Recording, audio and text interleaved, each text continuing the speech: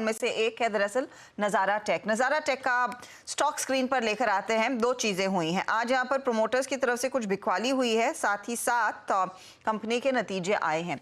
Numbers पहले आपकी screen पर मैं पेश कर देती हूँ। मुनाफा 64% बढ़ा, अच्छी ग्रोथ देखने को मिली है। मार्जिन भी आप गौर करिएगा तो 1.5% एक्सपैंड हो पाए हैं। हालांकि आय में करीब करीब 8% तक का कॉन्ट्रैक्शन देखने को मिला। अब आगे का आउटलुक क्या है, कंपनी का क्या प्लान है, सब पर बातचीत होगी। मेरे साथ अब जुड़ रहे हैं कंपनी के जॉइंट एमडी और सीईओ नितेश मित्र सेन। नितेश, स्वागत है आपका सीएनबीसी आवाज पर। पहले तो ये आज आप लोगों ने 6.38% स्टेक बेचा जो है, इसके पीछे क्या कारण है? कितना आप स्टेक होल्ड करते हुए दिखाई देंगे पोस्ट दिस डाइल्यूशन? जरूर। बेसिकली जो प्रमोटर फैमिली थी 25 ईयर्स से ये कंपनी को नर्चर कर रही है। प्रमोटर फैमिली को कुछ लिक्विडिटी की रिक्वायरमेंट्स थी, इसलिए स्टेक बेचा गया।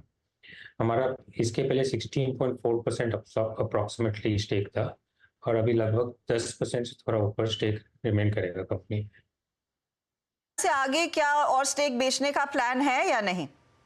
नहीं जी, हमारा और कोई स्टेक बेचने का प्लान नहीं। जी, अब आप गुड आफ्टरनून, अनुज बोल रहा हूँ।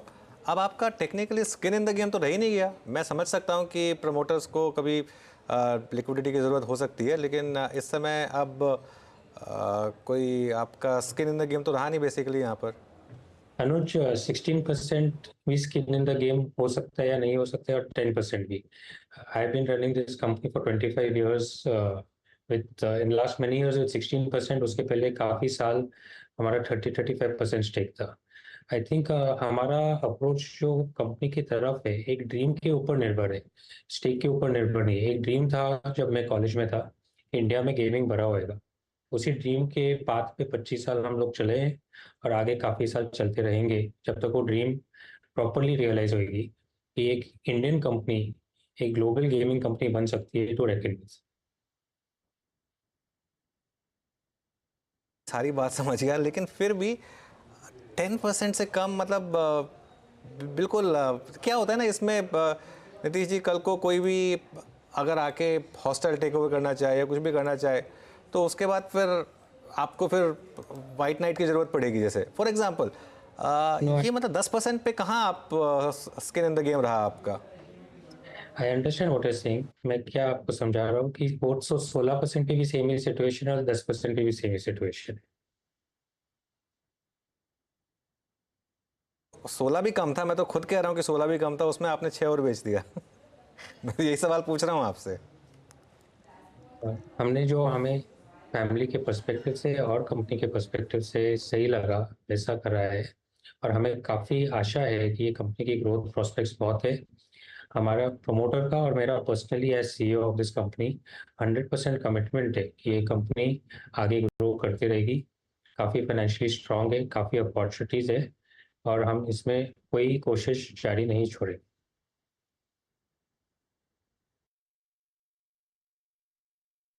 अच्छा नितेश जी, अब थोड़ा सा ठीक है, अब ये चर्चा इस चर्चा का अध्याय पूरा हो गया। Let's talk about FY25 now. Growth drivers क्या रहेंगे? और आई थिंक मैं जो आपके नंबर्स को देख रहा था जिसमें आपके पास एक हेल्दी कैश है अप्रॉक्सीमेटली 1450 करोड़ रुपए का, इसका यूटिलाइजेशन कैसा होगा? और जो एग्जैक्टली आपका मनी गेमिंग बिजनेस है, अगले 1-2 साल के लिए क्या ड्राइविंग फोर्स यही रहेगा? और स्पेशली इस सेगमेंट से बढ़ने वाले रेवेन्यू को बढ़ाने के लिए आप लोगों की योजनाएं क्या है? क्या इसी मद्देनज़र कोई एक्विजिशन पॉसिबल है? जरूर। अगर आप हमारे FY24 नंबर्स को देखेंगे तो हाल में हमारे रेवेन्यूज 4% से ही ग्रो हुए और हमारा एबिटा 16% से ग्रो हुआ। एंड मोर इम्पोर्टेंटली जो मुझे लगता है कि हमारी कंपनी का इस साल काफ़ी अच्छा परफॉर्मेंस था was the cash flow from operation. हमारा 127 करोड़ का एबिटा पे हमने 130 करोड़ प्लस कैश जनरेट करा। ये काफ़ी फायदेमंद है क्योंकि हम फिर ये कैश को रीडिप्लॉय कर सकते हैं ऑर्गेनिक एंड इनऑर्गेनिक ग्रोथ पे, और वही हमारी स्ट्रैटेजी है फॉर FY25।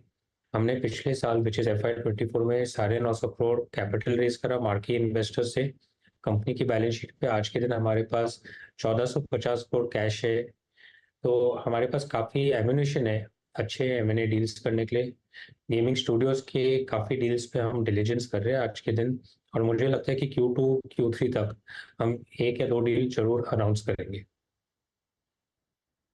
ठीक, तो एग्जैक्टली लास्ट रिपोर्टेड नंबर्स में FY24 के सर आपका जो मनी गेमिंग बिजनेस था उसका कंट्रीब्यूशन कितना रेवेन्यू में? सो देखिए, जो बाय एंड ऑफ 25 वो कितना होगा? जो रियल मनी गेमिंग बिजनेस है उसका कंट्रीब्यूशन हमारे business में काफ़ी कम है। ये साल में FY24 में आई थिंक अबाउट 3% या लगभग कंट्रीब्यूशन था। और जैसे आप जानते हैं ये जो रियल मनी गेमिंग स्पेस है इसमें GST को लेके पिछले अक्टूबर से काफ़ी ऊपर नीचे इश्यूज बने हैं। गोइंग फॉरवर्ड GST काफ़ी बढ़ा है, तो ये वाला बिजनेस काफ़ी डिस्टेबलाइज हुआ है। हमने हमारे एंड पे अभी इसको काफ़ी स्टेबलाइज कर दिया है।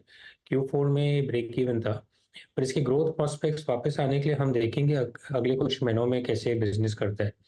More importantly because GST going forward की क्लैरिटी काफ़ी आ गई है, अगर हमें कुछ अच्छे अपॉर्चुनिटीज रियल मनी गेमिंग में मिलेंगे थोड़े लार्जर बिजनेसेस को खरीदने के लिए, हम उसे काफ़ी पॉजिटिवली देखेंगे। और अभी हमारे 1 या 2 ऐसे कॉन्वर्जेशंस चालू भी है। मुझे लग रहा है कि FY25 के मतलब फर्स्ट हाफ तक एटलीस्ट इन इनिशियली 6 मंथ आप कुछ अच्छा आई मीन पॉसिबली घोषणाएं करेंगे, लेकिन एक पॉइंट पे on the bottom line front I think मैं स्पेशली मार्जिन पे फोकस करूँ नीतीश, तो यहाँ पर मार्जिन्स में कितना एक्सपेंशन देख रहे हैं आप FY25 में, अगर मैं इन टर्म्स ऑफ परसेंटेज मान के चलूँ तो? आई थिंक हमने FY24 से FY25 में अबाउट 100 बिप्स 110 बिप्स का मार्जिन एक्सपेंशन था, 10 से 11%। और मुझे लगता है मिनिमम वो इतना एक्सपेंशन और तो FY25 में होना ही चाहिए। Eventually gaming business is a high margin business and हमारा डायरेक्शन रहेगा कि अगले 3 साल में हम लोग ये पूरे बिजनेस को एटलीस्ट 18 से 20% मार्जिन पे कैसे लेके आए। ओके, चलिए नीतीश, बहुत बहुत शुक्रिया आज हमारे साथ जुड़ने के लिए और हमसे बात करने के लिए। ऑल द बेस्ट आपको फ्यूचर के लिए।